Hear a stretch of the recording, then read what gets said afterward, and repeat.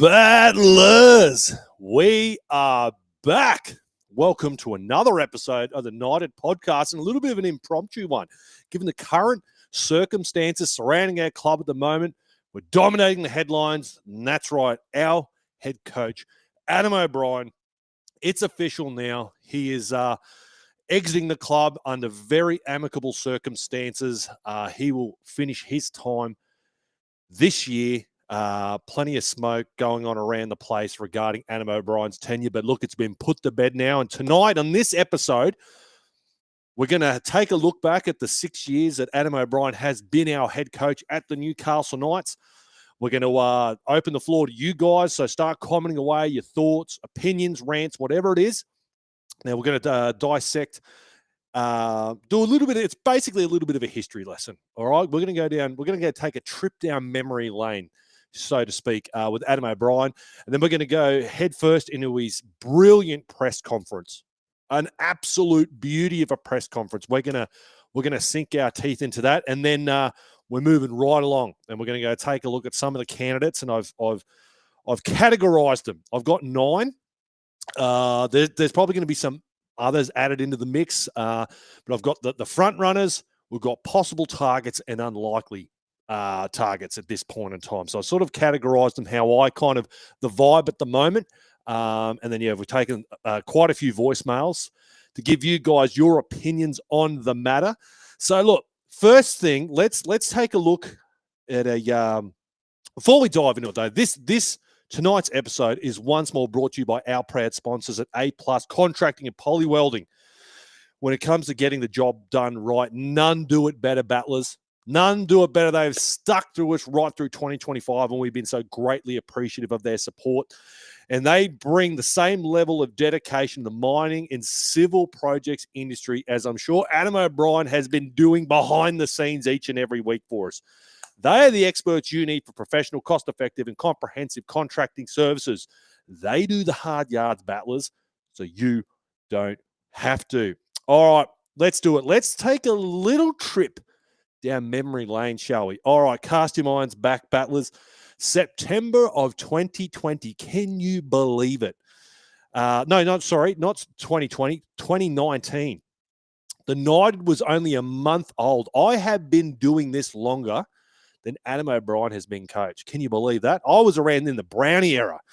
Anyways, after spending 11 years at the Melbourne Storm in the 1 year with the Sydney Roosters in their back-to-back year in 2019, the Newcastle Knights announced the signing of Adam O'Brien in September of 2019 on a 3-year contract that would see him out till 2020 through till 2022. Nathan Brown at the time had yet to manage to get our team into a finals berth after coming through the horrible dark ages and rebuilding that team. He managed to get the likes of Kalen Ponga, Mitchell Pearce, Sean Kenny-Dowell. The list goes on. He built a formidable team, but ultimately just couldn't get us to that next level. And Adam O'Brien arrives and gets our team into finals for the very first time since 2013. And do you remember the footage? Do you remember the footage? I still remember the TV package they put together. I think Joey was just about brought to tears.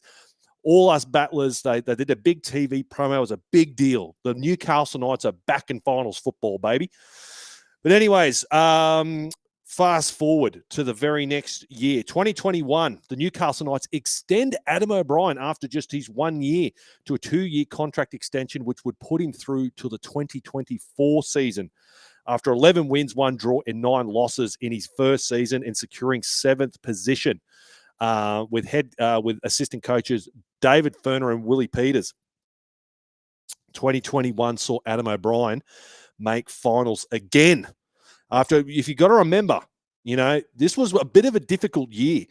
The COVID bubble, all that rigmarole that went on, the players were shifted up to Queensland. So for a young rookie coaching only his second year, quite unusual circumstances, to say the least. This will be testing even for the most experienced head coach. But, sorry, my phone's going off here. Let me put that in silent.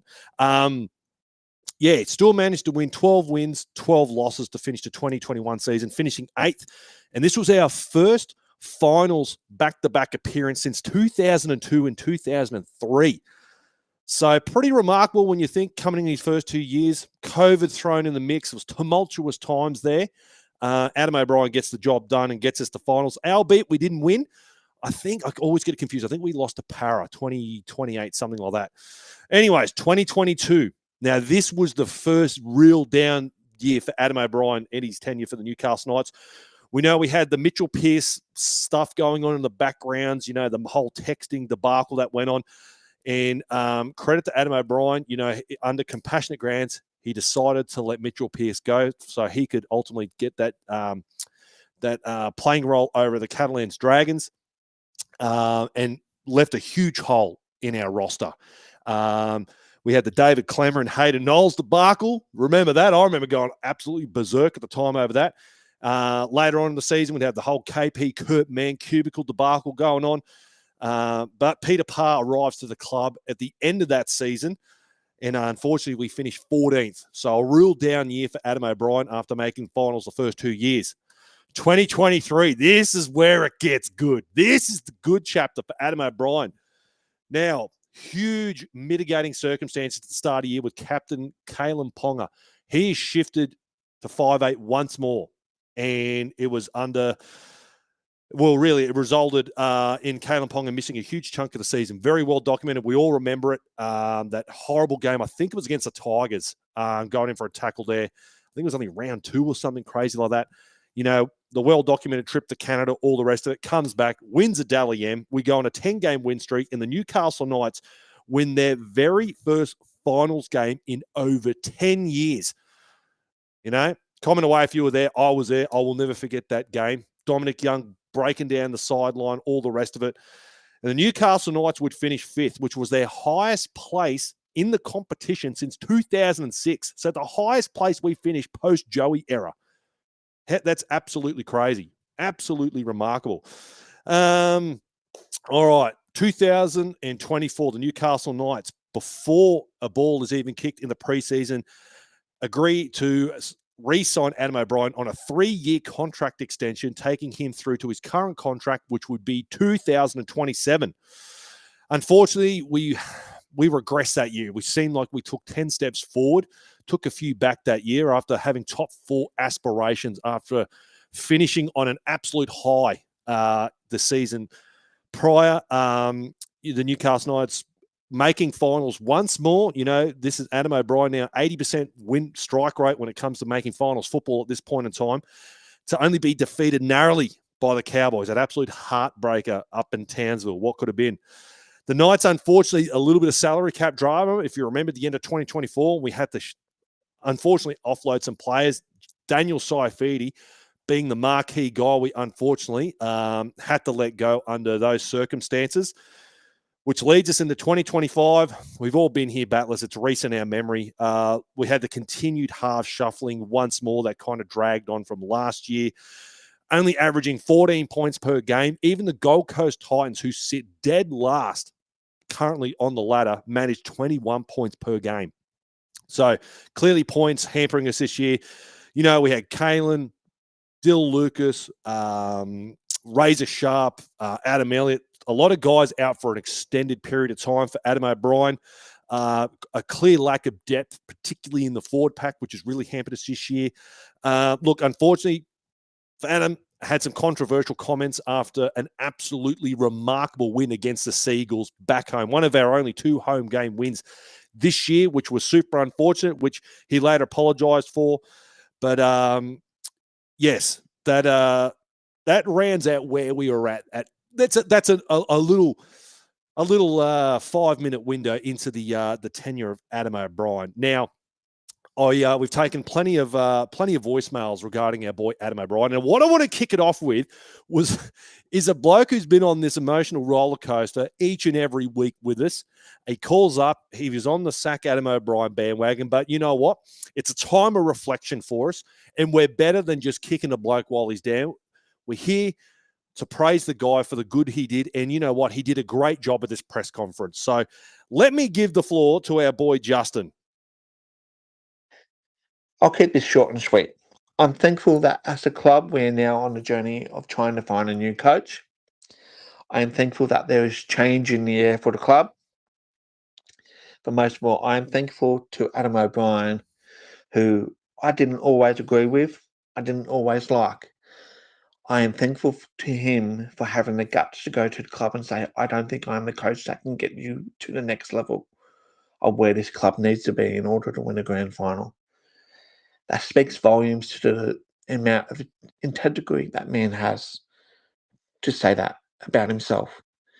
Gave probably one of the best press conferences I've ever seen today. Sort of left me wondering where the hell was that during his 6 years at the Knights, Adam?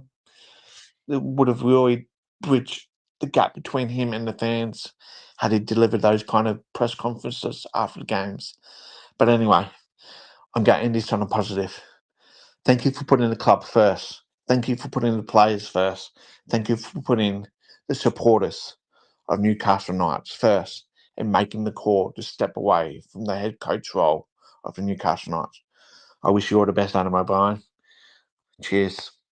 Oh, Justin, couldn't have said it better myself, mate. Truly.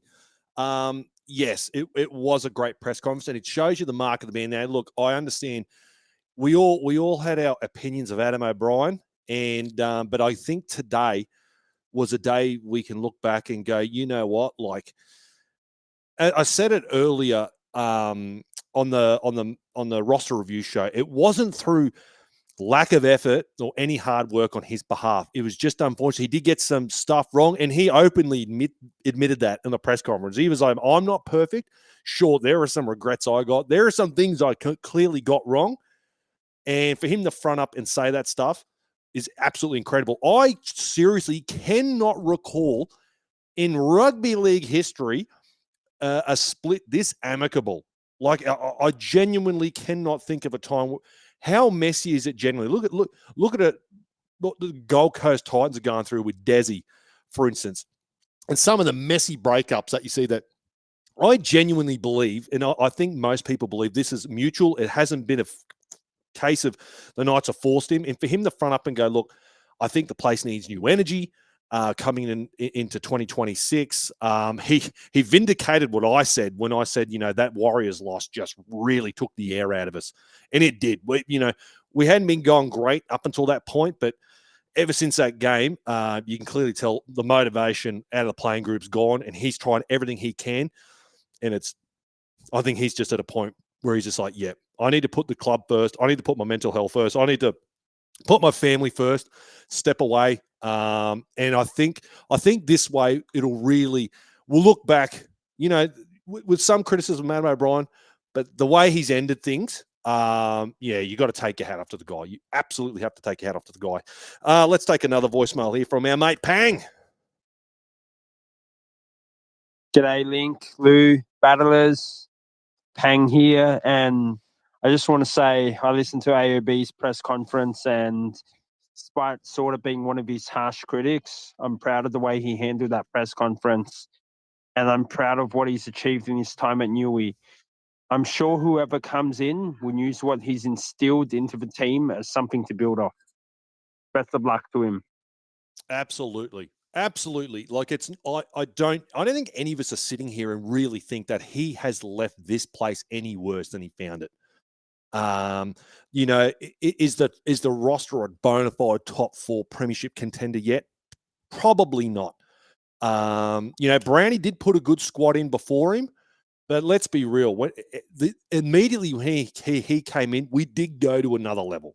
We did. I know people sort of have a little bit of short memory when it comes to that. But yeah, like to go back-to-back finals appearances, looking at his body of work again, there is obviously some things we can criticize and pull apart, but I don't think he's like a lot of look at the Titans, for instance, how Des has left them. They're wooden spooners. They're only one less win than us. But look at the stark difference of how we are as a club at the moment compared to how they are, and all the shit they're going through. So I think, yeah, absolutely, it's the mark of a man, mate, to do that. Where was the other one that we saw here? Paddy, what do you got, Paddy? Link, Lou, Battlers. Just want to give a shout out to AOB for everything he's done for the club. Despite what you think of him, I was definitely in the minority of the AOB camp there for the longest. I think he's made a good decision to leave. I think it was time. He's done it in a really respectable, good way. So hats off to the club, hats off to him. I really think we should be going after Brad Arthur. Holbrook would be the second choice. Yeah, I think we should try and do it as quickly as possible. And, he's got a good relationship with Dylan Brown, which I think is really important. So, yeah, let's go. On you, Paddy. Appreciate it, mate. So, no, it's very good. I'm glad Adam O'Brien had this moment. It's just a shame. I put out the tweet early today. It's just a shame we didn't see more of this in his 6 years. I really think one of the biggest things that let him down was that PR, that the relationship between the supporters and him on camera, and how many times we just wanted to see that kind of energy, that him being a little bit more candid occasionally. You don't want it all the time. I'm not saying every single week he's got to tell us what we want to hear. I'm not saying that at all. I don't think any coach would agree to that. But there is the occasion. I'd like to think, if there was one piece of advice I think we would like to pass on to Adam before he takes his next step, wherever that may be, is to, occasionally, mate, throw a bone at the supporters, because, they're hurting. They are hurting, and it goes a long way. Trust me. The reason why you guys tune in so often, you listen to the podcast, you're commenting away, is because you care. And no one cares about their rugby league football team than the Battlers. So, hopefully if there's one thing he's learned, is that, because it does go a long way. As I said, you can't always listen to the crowd, because you listen to the crowd all the time, you'll end up sitting with them. But there is the occasion where you've got to go on the bat from a bit and throw them a bone. But anyways, good stuff, mate. Good stuff. All right, look, we'll be talking more about Adam O'Brien. He hasn't left the place yet. He's still committed to the end of the season. He even said he's going to the awards show at the end of the year, which is great. It's not like he's just been pushed out the door. Let's just hope. I'm praying to the gods. I know there has been clearly no motivation in the place. And if there was any greater motivation in front of a packed-out Mac Jones, old boys' day, trying to avoid the spoon, and we still turned up, what we did against the Broncos, well, let's hope the boys rally around their coach. Because I don't agree with the fact that he's lost a playing group. I don't feel that's it. I don't think it's it's a fractured player group or anything like that. I'm not getting those vibes at all. And again, I got no inside info on that. I'm not inside those four walls. But in my heart of hearts, and I think if you search deep in your heart of hearts, I don't think that is the case. Let's hope they rally around their coach. Let's hope this springboards us in seeing an uptick in performance. We can head into the off season with a couple of really good performances behind us. So, but yes, all right. Let's do it. Let's take a look at some of the coaching candidates, which our boy Paddy has so beautifully segued me into. Now, I've categorized these. We're going to start with the front runners. These are the guys that have been mentioned endlessly in all the papers and all reports and 360 and whatnot. And that is Brad Arthur, Willie Peters, and Justin Holbrook. So we'll take a look.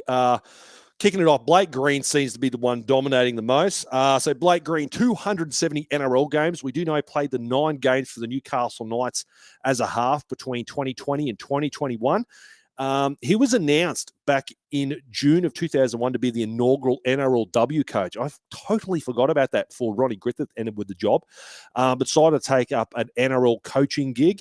I believe he's been the assistant coach since 2023. I couldn't find a definitive date, but I think it's from 2023. The only candidate I believe that we're going to be speaking on that's had literally zero head coach experience in the NRL. There's some guys that have got one, but he's the only guy we're talking about that's got none. Been a part. So obviously the positive for Blake Green, he has been in the building since 2020. So either as a player or coach.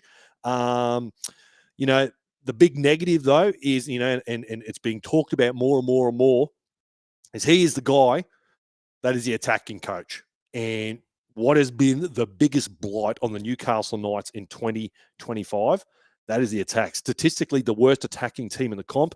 One of our worst attacking seasons to date. I think there's only one season that we've been worse.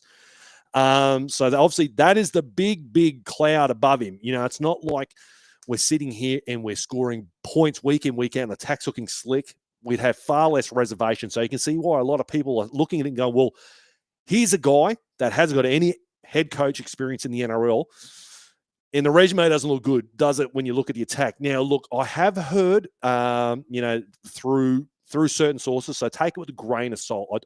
There's nothing concrete on this, that when Blake has had control of the attack and had his fingerprints on the style of attack we want to play, we perform quite well, but then he's sort of overridden by Adam O'Brien to sort of revert back to his more conservative style of play, you know, the non-contesting of balls and all this kind of stuff. Again, don't know if that's true or not, but if that were true, you would go, okay, I can lend some credence and to go, well, clearly this guy wants to play a different brand of football, but he's been, you know, overridden by the head coach. So again, there's no way to verify that whatsoever. So keep that in the back of your mind. But I have had a little bit of mail suggesting that to me. But look, let's move along to another guy that's been in the building before. He was a part of Adam O'Brien's inaugural assistant coaching staff from 2020 to 2022, and that's our boy Willie Peters. Now, after departing the Newcastle Knights after that pretty dismal 2022 season, he linked up with Hull KR in 2023 and ever since had a 73% win rate, respectively finishing 4th and 2nd in his 2 years there, and won the Challenge Cup this season. So clearly he's gone to that club and taken them to a whole nother level, to the point where they've won a Challenge Cup. A lot of people in and around footy circles speak very highly of Willie Peters. Great footy brain. Clearly he's taken a lot from what he's learnt at our time with our club over those 3 seasons, gone over and got the gig with Hull KR and moved the needle for them in the right way. Again, doesn't necessarily mean whatever works in Super League is going to translate. How many times are we seeing guys that dominate the Super League come over to the NRL and it just doesn't translate over? But you know, clearly he's doing something well there. Very well liked by the players and player staff wherever he has gone.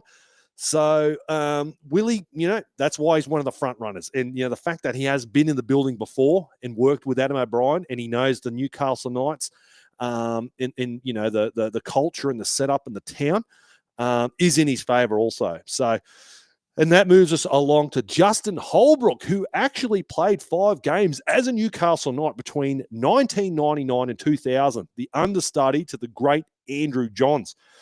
Head coach experience, 80% win rate with St. Helens, one of the powerhouse clubs over in the Super League, before coming across to the Gold Coast Titans between 2020 and 2023 with only a 37% win rate. Now, considering what we've seen from Des Hasler in the Titans, I think this has really boosted Justin Holbrook's stocks. We all know they're a fucking basket case, the Gold Coast Titans. They're an absolute turnstile for coaches. It's a coaching graveyard. And he's also, after doing that, he's been an assistant coach with the Roosters ever since. You know, and that's good to see. They're obviously a very, very professional outfit, the Sydney Roosters, very successful club. Trent Robertson, I think, has a really astute eye for his assistant coaches, because let's be real, I don't think they've missed finals football since 2016. So the last 9 years, they continue, you know, ever since, you know, well, Trent Robertson in his first year got him obviously that 2013 premiership. But the last 9 years, Trent Robertson has not missed finals football. So got a good eye coaching talent. So Justin Holbrook. Now, bonus when it comes to Justin Holbrook is, I think, the amount of time he has spent as an NRL coach compared to both Blake Green and Willie Peters. So when it comes to, I guess, head coach experience, you'd have Justin Holbrook right at the top, was as 3 years as an NRL coach. Willie Peters, a couple of years as a Super League coach, and you got Blake Green with no head coach experience at all, only being an assistant coach under Adam O'Brien. For me personally, the pick out of the bunch at the moment, I would have to lean toward more Justin Holbrook. Me personally, looking at what I'm seeing, again, I know it's hard that when you look at what was going on at the Titans, and trying to cast my minds back there. But I remember when the Titans got him, it was a real big air of excitement, and a tidbit too. I learnt today, he was I think just pipped back in 2015 when Nathan Brown got the gig too. So there was a chance Justin Holbrook was coming to the Newcastle Knights about 10 years ago. Have we got any? What do we got here? Kayla, let's play your voicemail. Hi, Link. Big fan of the show. I think Holbrook is the way forward. Success in the Super League and an okay record with Titans. Blake Green is inexperienced, so I don't see him as the answer. Hey, that's our first AI one. AI's taken over the world. I think we have had a few AI ones. Have we? We've got a few AI ones to look forward to, eh? Yeah. Skynet's infiltrated the bloody United hotline. Very good. Yeah, now look, it is a concern, isn't it? And it's a really critical year, I think, 2026 for the Newcastle Knights. Obviously, the Dill Brown era begins next year.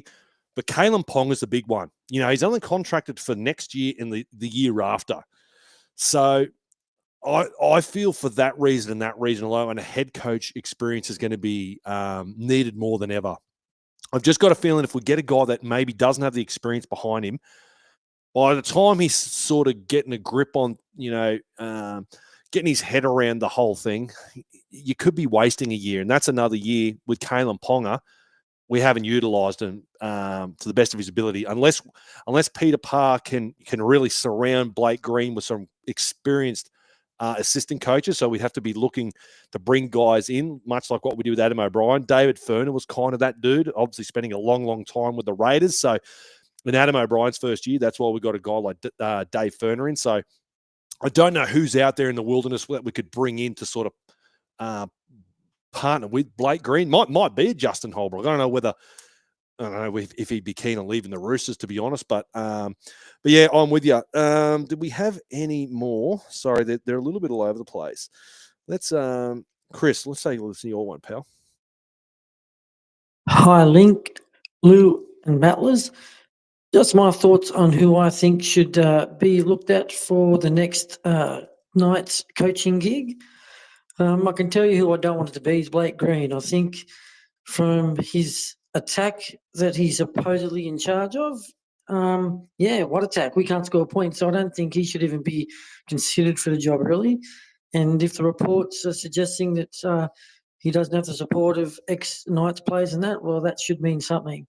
I wouldn't mind them to have a look at Brian McDermott. He'd be my shot, or Matty King from the Roosters. He comes highly regarded, but I think Brian McDermott should be the next man up. Why not give him a crack? Thanks.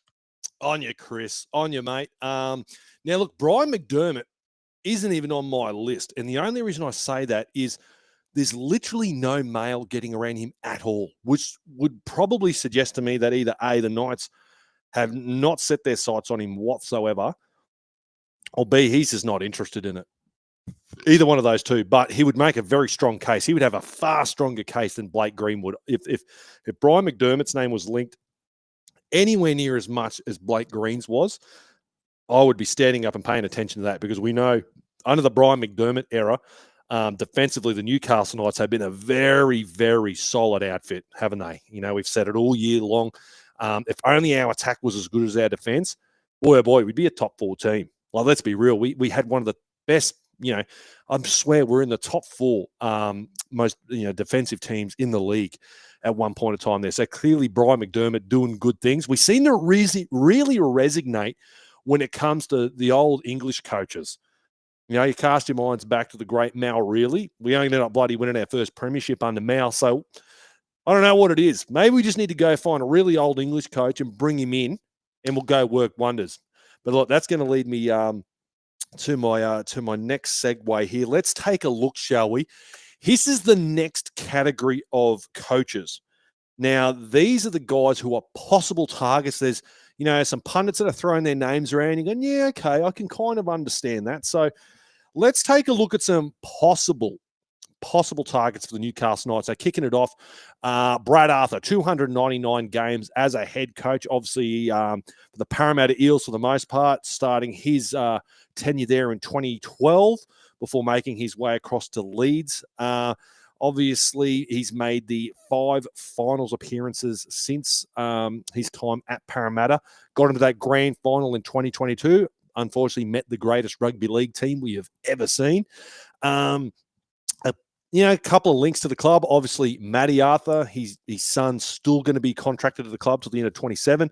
Jake Arthur, news broke. I don't know which of the whole clubs, if it's FC or KR, has been linked to, I think it was a 2 or 3 year contract over there. So he won't be here, but Matt will be.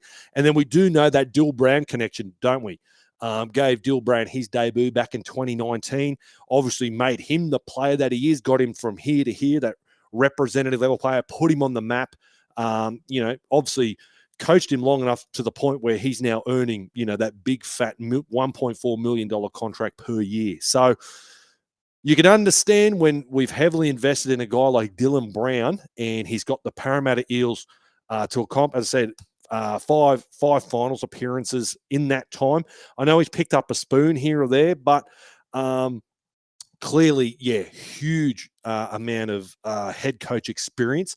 I've said it a number of times, much like what Adam O'Brien has done with us. I think it was a pretty amicable separation between the Parramatta Eels and Brad Arthur. It wasn't sort of like, the place was burning and falling down around him as he exited the building, which was quite good. So he would be a very, very strong candidate for me.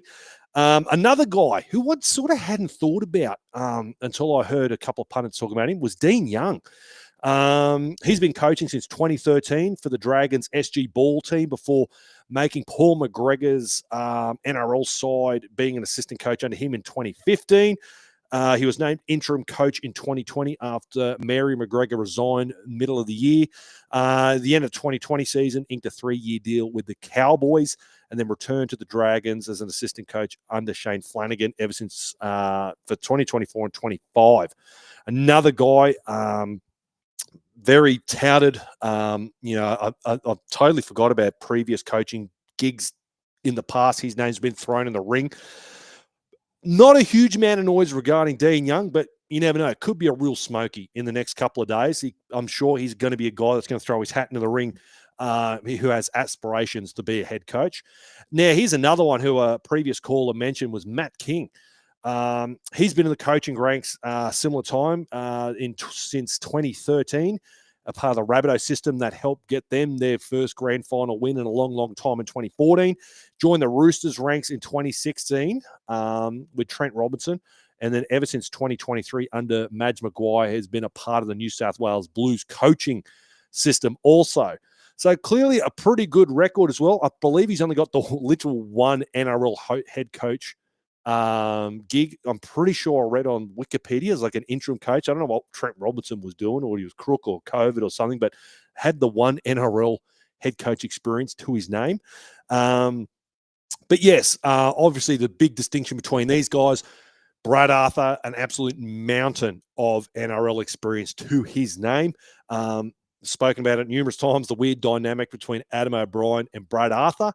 Given the way that AOB is departing the club, really tells me there's a good chance Brad could come. It's not like he's been pushed out the door. It's been a bit messy. It's yuck. It's been drawn out. The club wants to look after him. They're going to ratify his severance and part ways nice and clean. So that does leave the door open for Brad Arthur, and I'm sure there's probably conversations being had. Again, he's inked this contract extension with Leeds, so none of us know the ins and outs of that contract, but the fact that his name gets thrown around suggests to me there must be some way of him to get out of that contract and head back to Australia to get an NRL coaching gig. It's all like, as I said before, it's like journos have just forgotten, oh shit, that's right.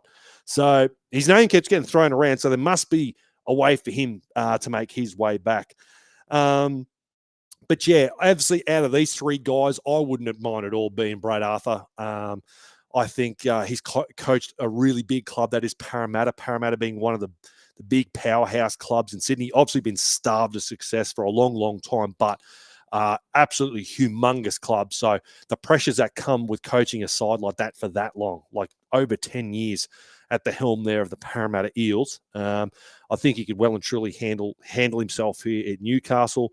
The Dill Brown thing is very interesting. I'm sure Dill would absolutely love to be coached by Brad once more. So I don't know. Did I get any callers? Who do we have on these? I've just cleaned it up a bit to make it easier. Oh, did you? Oh, did you Yeah. get rid of the old ones? Yeah. Sorry, we're literally getting them as we come. Just refresh it. These just questions. No, Nathan Brown. No. All right. Sorry, we're getting them in thick and fast towards the end there. I don't think there was anything talking about these guys. There are more questions. Priya. Oh, here we go. Here's Priya. Where's this one from? Greetings from India Link. What are your thoughts on Brian McDermott being our coach next year? Priya from India. The AI India. All right, Priya. Have we got listeners in India now? How many Maybe. continents is that? Jeez. Yeah, we spoke a little bit about Brian McDermott. I hope that answered your question earlier, Priya. So that one can get taken off the list, please, Louise. All right, let's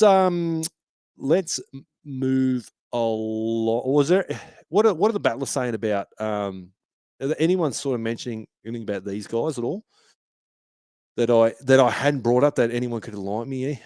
There was a comment from Justin that said most reports are saying that Brad Arthur would have a clause in his contract to leave if an NRL job comes along. Have to be. Yeah, there must be. And I suppose that wouldn't be silly for a lot of those guys over there. It probably wouldn't be that unusual for that to be the case. So, going to be very interesting if that is actually true. Certainly don't rule out Brad Arthur to come to town. All right, let's move along to. This is the last list of guys that I have. Now, this is unlikely targets. These are guys I'm not saying are bad coaches at all. I'm just saying at this point in time or the current situation would, just I don't think for various reasons we're going to get to aren't going to be on the radar for the Newcastle Knights. So kicking it off, Sammy Burgess. Now, I would think Sam would be a fucking great fit for our club. Been the Warrington coach since 2024 with a 63% win rate. Got the Wolves to the Challenge Cup Grand Final last season. Clearly had a very big impact on that club over there. What have I kept saying? Saying earlier, the English connection with the Newcastle Knights, it always seems to resonate. So Mal Reilly, Brian McDermott, Sammy Burgess could be an absolute masterstroke. He doesn't strike me as a real X's and O kind of a coach. But he strikes me as a coach that's just going to drive that tough culture. Whatever Brian McDermott's bringing, Sammy's going to bring that across the board. I think he's just going to be a guy that, when you fucked up, Sam's going to tell you fucked up. You're not going to get similar press conferences, I don't think, than what you would be getting from Adam O'Brien. I think he's going to be, very tough. Very much exactly what we saw on the football field. The player that we all know, Sam Burgess, is translating into his coaching style. So Sammy Burgess, but I'm pretty sure the only reason he's very much in my unlikely category is there's been a lot of chatter between him being linked back to his beloved Rabbitohs, perhaps being the succession plan for Wayne Bennett, because I didn't have it in my notes, but I'm pretty sure, wasn't he in the coaching ranks? I've got a funny feeling. I remember seeing him in the stands during the COVID era with Wayne Bennett. So I could have spent a bit of time with Wayne Bennett there in the coaching box. Next one on the list, also doing the news rounds last week, Des Hasler, 504 games as a coach since 2004 to 2005 with a 54% win rate. Sacked by the Gold Coast Titans after only 2 seasons, so that the merry-go-round of coaches on the Gold Coast continues, Des being the next victim. A guy that's, controversial. We all know, his time at Manly was controversial. The Bulldogs was very well documented, all the shit that went on there. Bit of a strange cat, old Desi. I'm not sure he's the guy that we would want. If we thought Adam O'Brien maybe distance himself from media and the supporters, I think Des doubled us down a lot on that. I think that was one of the major criticisms they had on the Gold Coast. He just wasn't the way he was. It just wasn't the right fit in regards to, he really put up a lot of doors between the community and the supporter base. You know, he's got a very estranged relationship, doesn't he, Desi, with the media. You know, Adam O'Brien, you know, he's had his failings when it comes to press conferences, but certainly doesn't sort of put his foot in his mouth or be highly controversial like Des can be at times. Real bit of a strange cat, Desi. Don't think he's going to be the right fit for us at all. Going to be very interesting to see where he pops up, because I'm sure that he will want a gig somewhere. So, but yes, now the last one, our boy Matt Lantry, who appeared in our Night and News segment, obviously returning as our SG ball coach after he was in the same position he was in 2015 and 2016. He's been the head coach of the Maitland Pickers since 2020. 3 premierships, and it could be more, but I know it's 3 recent premierships, and obviously current minor premiers. He's locked that in for the Pickers this year. Again, everyone I've spoken to about this bloke cannot speak highly enough of him. Really good operator, good footy brain, and just overall, I guess another word for it, just a really good operator in every sense of the word. I think this guy, everyone I talk to, is going to be eventually in the NRL system. It's only a matter of when, not if, for Matt Lantry. Now, the only reason that I say an unlikely target, and it's got nothing to do with his ability, I think, you know, clearly the guy is a great coach, a great up-and-comer, this next-gen kind of coach. Again, it's going to come down to experience, isn't it? And just being in and around the NRL system. Hasn't got any experience, you know, as far as being an assistant at the NRL level. So that's the only reason I feel like at this point of time, the Knights, I don't think would be looking at him. And that's certainly no knock at him. I think he would be an excellent assistant coach. I wouldn't be at all surprised in the next 12, 24 months if something comes up and Matt Lantry's rocketed his way well into our NRL coaching staff. So, all right. Let's what are some other names, Lou? Because as I said, there are only 9 candidates, and I'm sure there's plenty more out there. So what do we got? Justin said, I think you could add the Walker brothers in the unlikely target, as much as I'd like to see them and get a shot. Yep, I think you're right, mate. The Walker brothers probably are off the radar. I haven't heard their name mentioned at all. I really think if they were going to get a shot, it'd probably be on the Gold Coast. I just think the Gold Coast lack an identity, because they very well documented how I feel about the Gold Coast Titans, but I feel like if they're going to be relevant in the NRL and give a reason for people to want to watch them, is going to have to be a very different brand of football to what we see. You know, Josh Hannay could be that. You know, he's unproven, but I feel like the Walker Brothers would have been just a complete something so different. It's just something, you know, remarkably different that people would want to tune in to watch them. But yeah, probably in the unlikely category, mate. But who knows? Their name could pop up.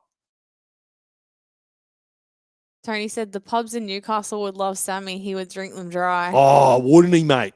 Wouldn't he? And he'd be bloody biffing on outside too. I'd imagine there was a great yarn. I think he was like on some English cricket podcast talking about his time on that SAS show. It was fucking hilarious. It was so funny. Doesn't surprise. The guy is just as mad as a cut snake. You would not. I think as a captain and as a coach, boy oh boy, you would not want to have a poor game around that man, or not put in. I could only imagine what Sammy Burgess would have done had he been our head coach after that Old Boys game. He would absolutely rip shreds off blokes. He'd be so intimidating. Lisa's asked, what about Michael Chika? He was a coach. He coached Lebanon in rugby league, but is an excellent man manager and coach. Yeah, he's another guy that's been linked to a lot of clubs, hasn't he? Wasn't there photos snapped with him recently between him and Trent Robinson too? No rugby league head coach experience, but yeah, clearly in the enemy code of rugby, has a very decorated coaching resume. Potentially, haven't heard his name floated at all. I wonder what he's doing. Let me know. If 10 points the first battle, they can let me know what Michael Cheek is doing at the moment. Comment back from Justin after we played his voicemail. He said, I was taught to leave something the way you want to go into something new. AOB and the Knights have shown the league how a coach leaving the club should be done. Absolutely, Justin. And you've reminded me. What an absolute shit fight. Can you remember Wayne Bennett, the end of his tenure at the Brisbane Broncos? Not even ours. He left our place in a fucking absolute pile of shit. But remember the standoff and all the bloody mind games he was playing when Seabold was trying to come up and he would, stagnate things and just be an absolute fucking shit fight. So you're right, mate. You're right. It goes to show you the bloke Adam O'Brien is. It's I don't want to keep repeating myself. It's a shame that we didn't get to see that candid openness out of Adam O'Brien more often. But at least, it might have taken us about 6 years, but we finally got much more of a sneak peek of what Adam O'Brien is and what he's about. And yeah, for him to do what he did, very selfless of him.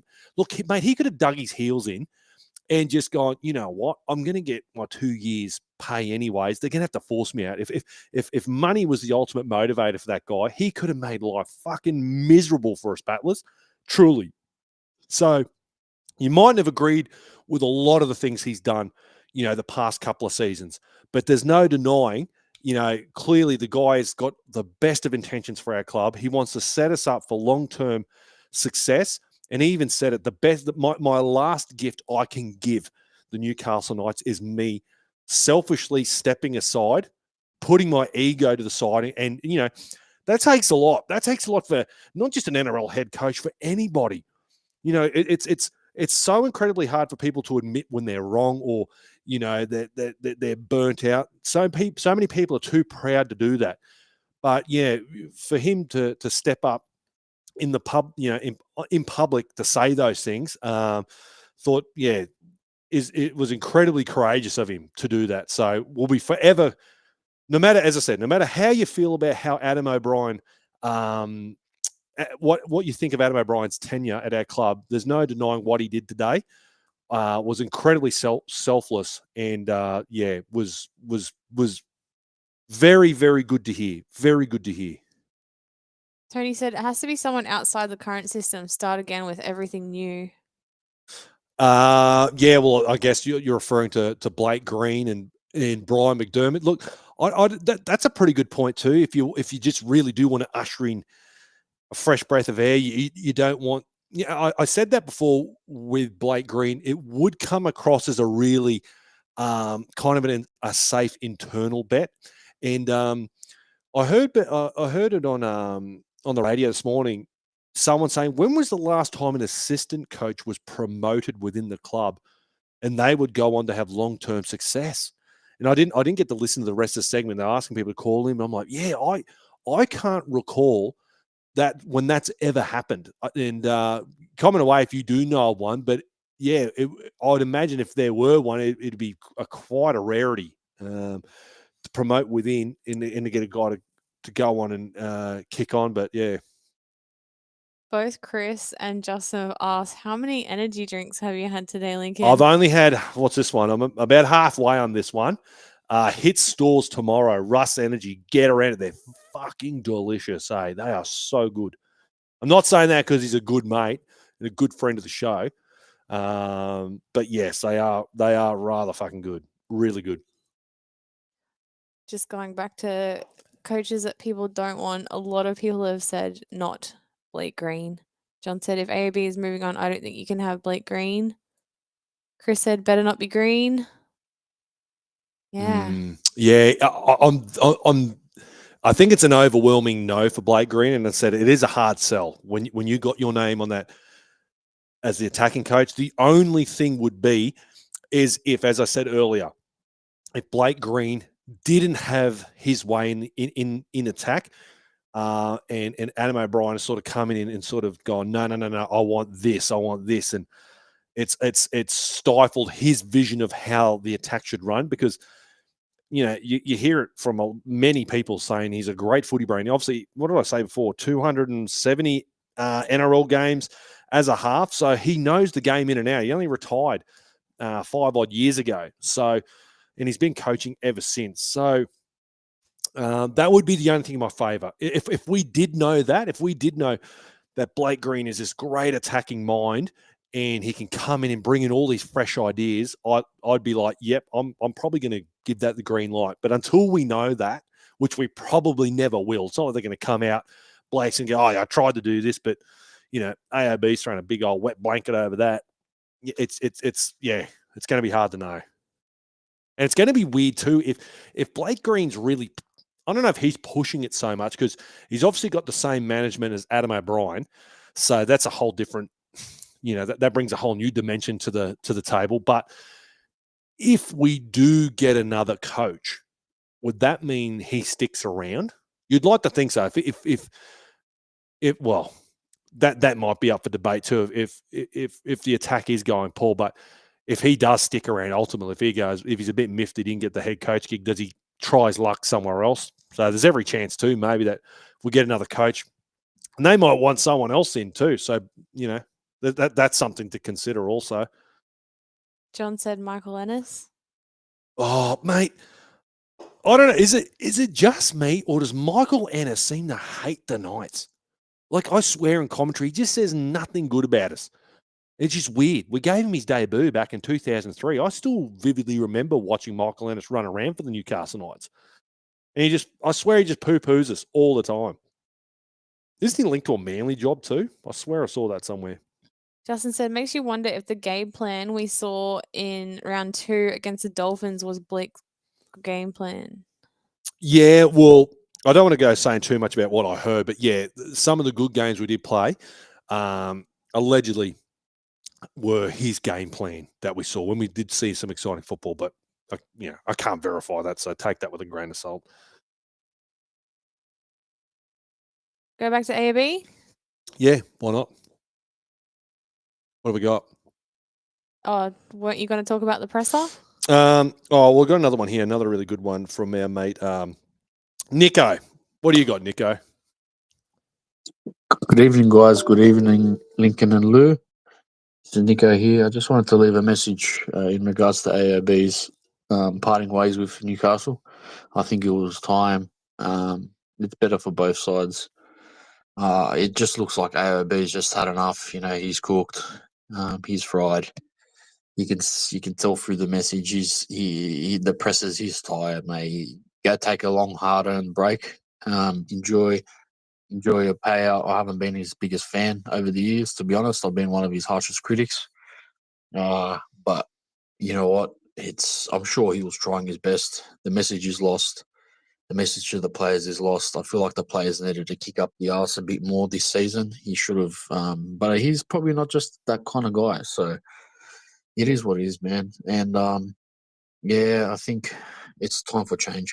It's time for change. We need it. The boys need it. You'll give them a new lease of life, kick up the arse, new coach to impress, and they got to give us more, honestly. I wish Adam O'Brien gave us more emotion, more, in the presses. Give us more. Tell us, just give us more. We just didn't get enough. Anyways, all the best, Adam O'Brien. I wish you all the best with your career, and I hope you find the role that suits you. Thanks, guys. Everyone have a great evening. Oh, well said, Nico. Yeah, mate. Again, it sucks. It took a while. We did want more from Adam O'Brien occasionally in presses, but I don't know. Maybe I'm sure he's not lost to the NRL. You can't be anyone who thinks that Adam O'Brien isn't a smart operator or a good operator.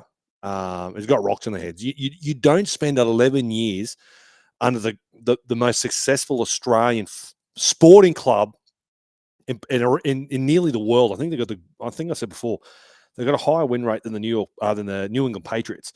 In Craig Bellamy. Like, Craig Bellamy would not keep around a nuffy, mate. Like, you got to know what you're doing. You're going to be pulling your weight in around Craig Bellamy. We all know what Craig Bellamy is like in the coaching box. He ain't going to have idiots around him. So the fact that Adam O'Brien was in the building for 11 years, the rise through the ranks of the Melbourne Storm, and then they get picked up by the Roosters too. The Roosters coming off that 2018 win, they're looking to go back to back. And they're going to get a guy like Adam O'Brien in, and they he was the attacking coach for the Roosters that year. They won the premiership. So, as they all say, sometimes it's hard to translate that form of being an assistant to get to that next level of head coach. So, it's clear he's not an idiot. He's not an idiot whatsoever, Adam O'Brien. He knows what he's doing. It's just, unfortunately, we just yeah, we didn't get to hear a lot of what we wanted to hear from Adam O'Brien in press conferences. We just got one come through. Let's take this one here. Boris, what do you got, big dog? Yes, hello. This is Boris, all the way from Russia. I was very interested to know, between low link battlers, who do you think, or should I say, what do you think our position on ladder would be if KP, Lucas, Fletch, and JSAF play every game this year? I know it's hypothetical, but I was just wondering.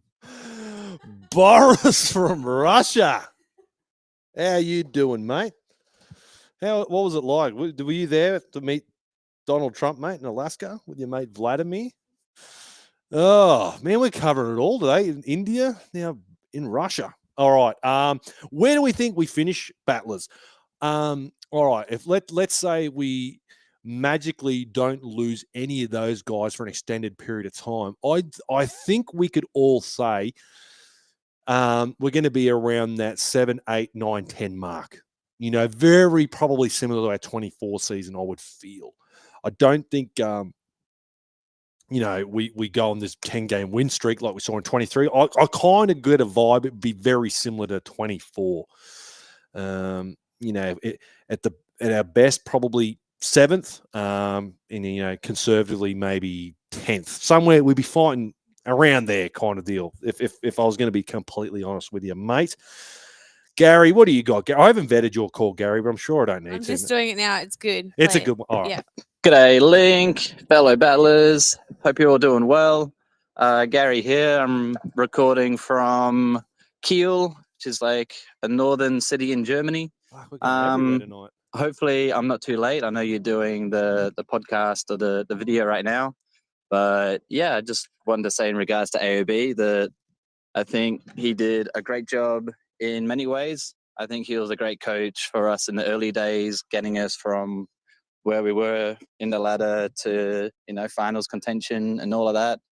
I think he'll look back on his time with us and sort of maybe understand the mistakes that he might have made towards the end. But yeah, looking forward to the future, and I wish AOB all the best. And I'm glad that it was a good divorce, if you want to call it like that. Anyway, hope you're all good and catch you later. Oh, where are we going tonight? Huh? Been to Europe, Russia, India. Holy dooly. All around the world. Good. Mr. Worldwide. Mr. World. Adam O'Brien, mate, you've got fans everywhere, pal. Look at you go. You get a job anywhere if you want, mate. Hey? Maybe even a Russian rugby league team. Boris will hook you up. Who you got over there, Boris? So here we are glazing the Karatha Kangaroos. There might be the bloody Russian team out there. Nah, good stuff, mate. Very well said, pal. Very well said. All right, let's take one here from Rick. Hey, brother. Big fan of your show. I don't know why everyone just hated Nathan Brown so much, bro. The signings we got were the best. We got Ponga on about, correct me if I'm wrong, about 300K. Got Mitchell Pearce, Connor Watson, Kurt Mann, Aiden Guerra. There was a couple others. I don't think there was even one bad signing, really. Everyone hated him, and he built this really good team for Adam O'Brien. And I think ever since he come in, not saying it's entirely his fault, but most signings were just ridiculous. I think Nathan Brown built that club from where it was perfectly with the signings, and I just think he should have been given more time. I feel like I'm the only one that thinks that, though, but what are your thoughts? Cheers, bro. Thanks, Rick. Appreciate that, mate. All right, now, while you've been chatting away there, now I have had a look, casting my mind back at the Nathan Brown era. Now, for the Newcastle Knights, Brownie's first year coming in, unfortunately, the poor bastard came in 2016. Oh, my God. I don't know how he did it. 2016, only the 1 win and 1 draw. So I keep saying, if anyone thinks, 2025 has been the pits of despair, go back to 2016. That is a whole new level. Anyways, could you imagine if we were doing this podcast in 2016? Oh, man, that'd be some I would need a therapist as a sponsor for sure. Justin did ask, how much is the bill for the therapy you've given us this year, Link? I'm going to invoice it at the end of the year, mate. All right. So you still got a few more weeks yet before I send the invoice in, pal. Nathan Brown. So obviously the 2 wooden spoons in 16 and 17, which we can't hold him to. Like obviously what he inherited was just absolute garbage. The cap was all out of whack. You had the post-Tinkler era, the Wayne Bennett exit. It was just a shit show. So, Brownie, 2 wooden spoons, 16, 17. 2018, so we had the arrival of Kalen Ponga, Mitchell Pearce, Tim Glasby, God, who else? Slade Griffin. Man, I'm trying to cast my minds back now to that era. But anyways, 2018 was a real big year. Connor Watson was one. And then, obviously we kicked it off with that round 1 Golden Point win back home against Manly, which we all remember was a fucking sensational win after some pretty dark years preceding it. And then what do we got here? So his best year he had for us was his last year, 10 wins, 14 losses. So 2018, 9 wins, 15 losses. So, yeah, I don't know. I think there was just always this thing with Brownie.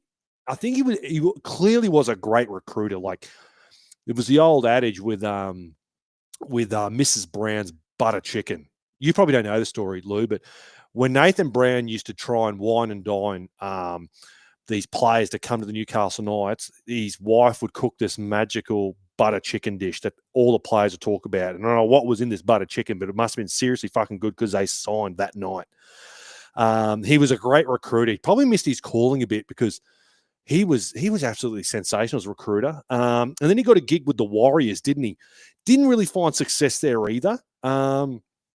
I don't know, man. It was a while ago, but I definitely think it was the right step at the time. I remember being super excited, and I think a lot of us were, because Adam O'Brien was at the time the next big thing, just by his resume. And but yeah, look, I don't know, man. If Brownie had gone and done things elsewhere, maybe, but who knows? He could have gone and found more success, but I don't know if he would have found. I don't think he would have done as well as Adam O'Brien would have done. But yeah, we're never going to know that, are we? Who do we got here? Jack. Link, my man, who is your best bet for our new coach? Jack, the AI master. Best bet for coach. Do you know what? I think at this point in time, oh man, so many variables. But if I had to hedge a bet right now at this point in time, I reckon maybe Justin Holbrook. I don't know. You comment away. Start spamming the comment section of who do you genuinely think. Just give me the name. Drop it in there. I don't know. I don't mind the Holbrook shout, to be honest. I think because it was under very bizarre circumstances when he got the axe from the Titans, because he did get the Titans to a final, albeit I think they came in on a losing it was a losing record. I think it was one of the years we made it too. There was some teams got in. It was just a bizarre season where the top teams were really, really good and the rest of the comp were just horrible. And we scraped in one of those years with that too. But yeah, looking back at what he was kind of achieving at the club he was at the time, you could probably look back and go, ooh, they probably were a bit too hasty. But we all know that they're a fucking basket case at times, so it's no surprise whatsoever. So, I think Holbrook or Brad Arthur, if Brad Arthur was really keen, I think he could be a good guy to have back to. One of those two guys, I've got a feeling. Just put your head down near the front runners there, Lincoln, next to Holbrook. Christopher's asked, what about us Batless endorse Link for coach? Oh, mate, could you imagine? Should I actually? I'll find out. I'll find out if there's an actual. How do they even post it? Is it on like LinkedIn or something? Do you just go to Seek and submit a and I'll put down all these references. Hey, I'll probably have more references than the rest of them. I'll go, all right, guys, email in your reference link for coach. Yeah, oh man, fuck. Like go back to the other slide, Lou, of the next lot of coaches. No, the other one. What the fuck do all these blokes have in common? You're not shaving your head. They're all fucking bald, and they're probably bald from coaching. You wouldn't recognize me.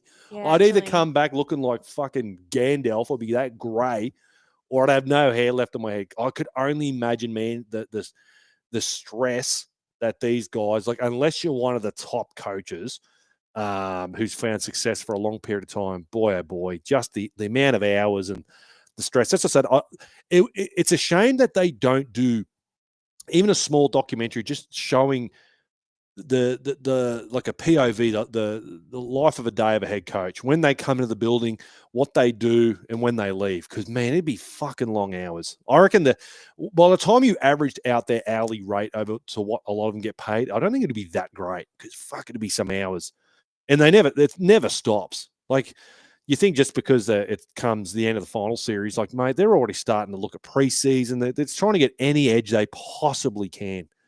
But yeah, it'd be. Could you imagine a social media guy getting in on a podcast of the first NRL coach with zero experience at anything, just comes in, just go, all right, just a vibe guy, maybe just a hype guy. Who knows? The next coach might just reach out to me and go, Link, we want to patch you in, mate. Half time, we're going to go do a night's watch. We're going to patch you in every single time. Get the boys revved up. I'd do that. I'd give that a crack. Why not? Fuck it. Reach out, Knights. I'll do that. Brian said Holbrook or Arthur with the Walker brothers as assistants. Ooh. It'd be funny because you'd have to have that'd be an interesting dynamic as assistants. Do you have them both as assistants? So you technically have 3 assistant coaches, because you wouldn't have one do defense and one offense. They would both be your offensive guys, because that was their thing. They were glass cannons. They didn't give a shit how many points you leaked. They just wanted to score more points than them. Be interesting. Be very interesting where that goes. Justin said the new coach should have a clause in their contract that the first press conference is a podcast with the night. Oh, yes. What an introduction. Yeah, mate. Yeah. Well, I don't want to say too much, but there could be a big name making their debut on a certain podcast before next season. That's all. Too many birdies. That's all I'll say. You fill in the blanks. You fill in the blanks. I don't want to go saying too much, but you heard it here first. All right. Any other final comments, Lou, before we wrap this up?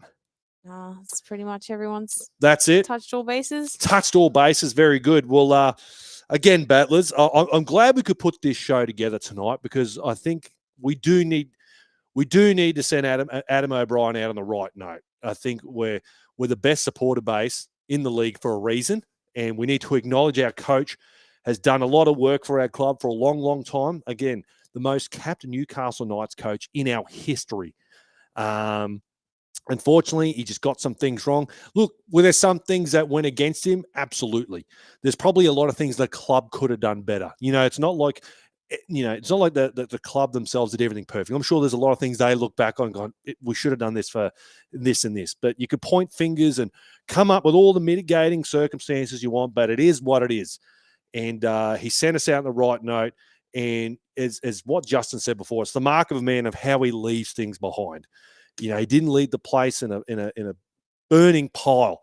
He's going out the right way. I can't wait to watch the award show at the end of the night to see what they do and the speech he's going to give. I'm sure it's going to be a really good speech. And it was just nice to see a little peek behind the curtains of what Adam O'Brien actually is. I'll tell you what, wouldn't that make one of the great Knighted interviews? Adam O'Brien on the Knighted podcast, Lou. Hey? It's going to happen. You never know. One day. Great stuff. Well, a huge shout out to our major sponsor, A+ Contracting and Poly Welding. Seriously, the amazing support not only do we get from you listeners, and everyone who follows the page. 28,000 people on Facebook we broke today, Lou. 28,000. Can you believe that? Crazy. As I said, I kicked all this off in the Nathan Brown era. I remember posting stuff about what we're doing now. I did 6 years ago saying, who do we want? Kevy Walters, fucking, glad we haven't mentioned his name. He was in one of the posts. He was him, bloody, who we had, obviously Adam O'Brien, Anthony Griffin was one. Yeah, It's crazy.